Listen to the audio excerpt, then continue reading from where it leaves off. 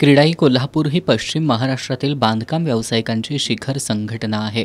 बांधकाम व्यावसायिकांचं हित जोपासण्यासह ही संस्था सामाजिक कार्यात सुद्धा सक्रिय आहे. क्रीडाई कोल्हापूरच्या वतीनं दरवर्षी वास्तू प्रकल्प आणि बांधकाम साहित्यविषयक दालन प्रदर्शनाचं आयोजन करण्यात येतं.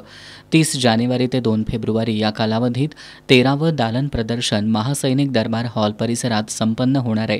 क्रीडाई कोल्हापूरचे अध्यक्ष के.पी. खोत यांनी पत्रकार बैठकीत ही माहिती दिली.